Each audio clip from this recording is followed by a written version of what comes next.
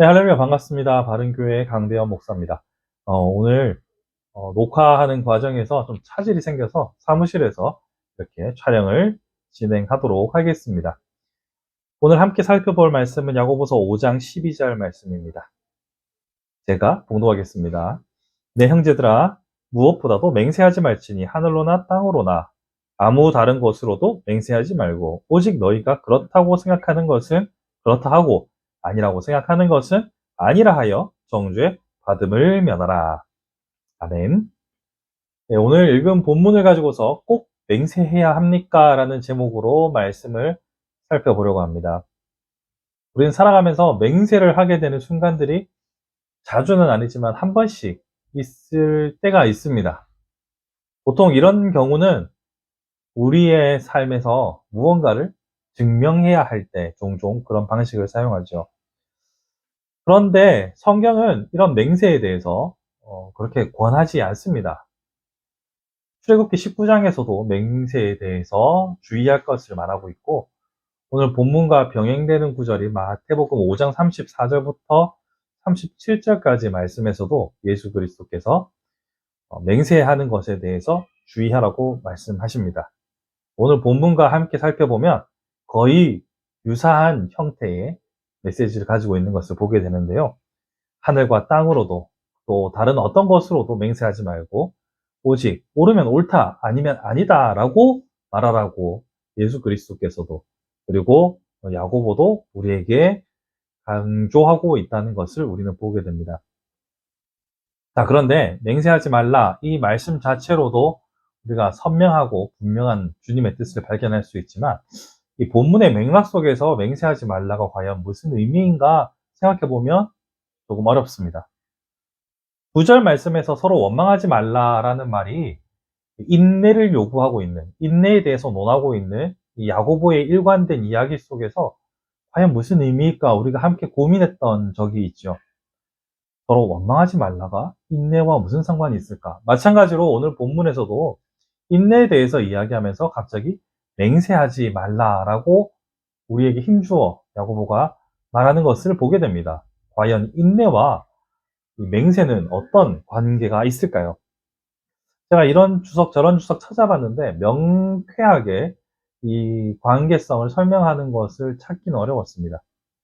다만 몇 가지 힌트를 얻자면 우리가 9절에서 서로 원망하지 말라라는 본문이 말의 죄, 즉 이웃사랑을 실패하게 만드는 서로 말로써 넘어지게 하고 상처 주고 서로를 지치게 만드는 이 말의 죄인 것처럼 12절도 이 맹세라는 말의 죄, 말로 생기는 문제점을 말하는 것은 아닌가라는 생각이 들었어요.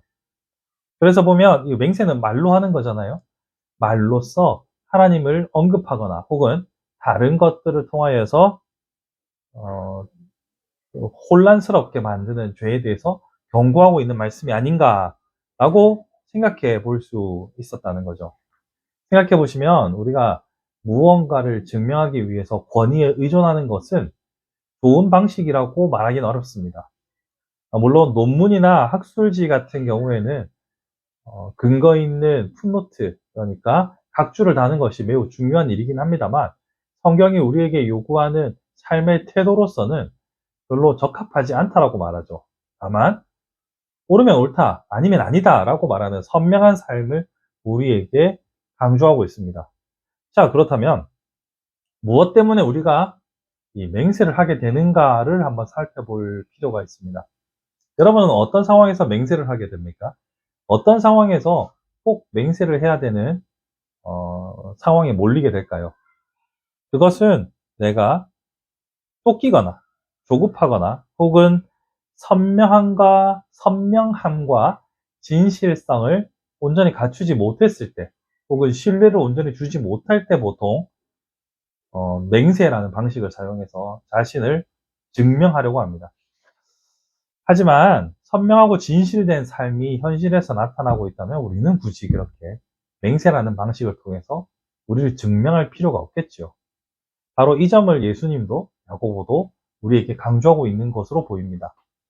성경에서는 맹세 자체가 아예 부정되지는 않거든요. 바울도 맹세의 방식을 통하여서 자신을 증명하기도 합니다. 하지만 바울이 그랬던 이유는 자신이 그리스도인들을 박해했던 자로서 자신의 삶을, 변화된 삶을 증명해야 할 필요가 있었고, 또 유대교를 가르쳤던 사람으로서 자신이 사도성을 증명하기 위해서 그런 증명이 필요했습니다. 맹세가 필요했습니다. 하지만 대부분의 경우에서는 그러한 삶보다는 맹세가 필요 없는 선명한 삶을 성경은 우리에게 일관되게 가르치고 있죠. 그렇기 때문에 조급하고 두려움으로 가득해서 무언가에 의존하는 삶이 아니라 굳센 믿음으로 흔들림 없이 우리의 삶의 태도로 하나님을 증거하는 삶, 그것이 인내하는 삶을 살아가는 성도에게 요구하는 야고보의 권면이 혹은 하나님의 명령이 아닌가 생각해 보게 됩니다. 그러므로 맹세는 우리의 불완전성, 두려움에서 나타나는 것이므로 믿음의 사람은 굳이 하나님을 언급하지 않아도 하나님의 이름을 빌려오지 않아도 자신의 삶으로 증명할 수 있는 선명한 삶을 살아야 한다는 거죠. 이에 대해서 더글라스 무가 우리에게 주는 메시지는 큰 울림을 줍니다. 그는 이렇게 말합니다. 그리스도인은 전심으로 말에 온전해야 하며 개인적인 관계에 맹세가 필요해서는 안 된다. 개인적인 관계에 맹세가 필요해서는 안 된다. 이것이 인내와 연결된다는 것을 우리는 발견하게 되죠. 그러니까 개인적인 성도의 삶에서도 혹은 다른 사람과 관계되는 삶에서도 굳이 맹세가 필요하지 않아도 되는 삶을 살아야만 우리는 하나님 앞에서 온전한 인내를 이루는 삶을 살아갈 수 있다는 거죠. 그런 의미에서 우리의 삶에서 예면 예고 아니면 아니오라고 말할 수 있는 선명한 삶이 가능하게 하는 가장 근본적인 이유를 알아야 합니다. 그것은 바로 믿음입니다. 즉 하나님께서 나의 삶의 주인이시고 나의 삶을 이끌어 가신다는 확고한 믿음이 있다면 굳이 나를 증명하지 않아도 되고요. 또 앞에서 말했던 것처럼 우리가 맹세를 해야 하는 그런 쫓기는 삶, 조급한 삶을 살아갈 이유도 없습니다. 믿음이 있다면요. 그런 의미에서 믿음 위에 온전하게 서 있는 사람은 급하게 쫓기며 맹세할 필요도 없고 자신을 증명해야 할 필요도 없고 그 믿음으로 인해서 두려워할 필요도 없게 됩니다. 그렇기 때문에 우리는 맹세하는 삶을 생각해 보면서 과연 우리는 믿음 위에 서 있는가? 그리고 우리의 삶은 굳이 부연하여 설명하지 않아도 충분히 설명되는 삶인가 생각해 볼 수 있어야 한다는 겁니다. 그런 의미에서 우리의 삶에서 맹세가 굳이 필요하지 않아도 우리가 그러면 그렇다, 아니면 아니다라고 선명하게 주장할 수 있는 온전한 믿음의 삶, 이러한 삶을 살아가기를 간구하며 기도하는 것이 바로 지혜로운 길이 아닌가 생각해 봅니다. 예수께서도 말씀하시고 레위기에서에서도 우리에게 맹세에 대해서 경고하고 있다는 것을 기억하시면서 어떻게 하면 맹세 없이 온전하고 완전한 삶을 이루어갈 수 있을 것인가, 그 믿음에 기초한 삶을 함께 고민해 볼 수 있는 저와 여러분이 되기를 간절히 바라봅니다.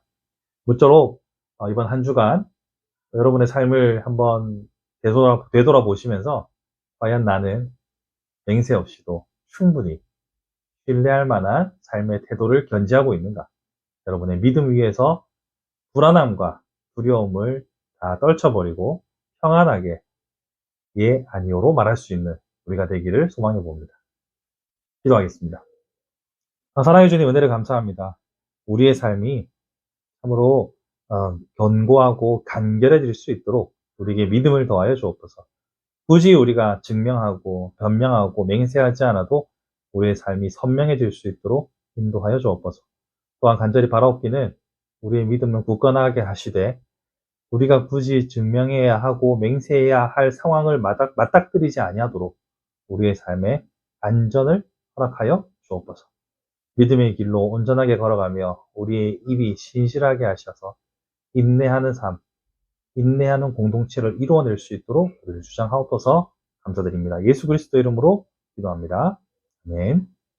한 주간도 승리하시기를 또 주님의 이름으로 축복합니다.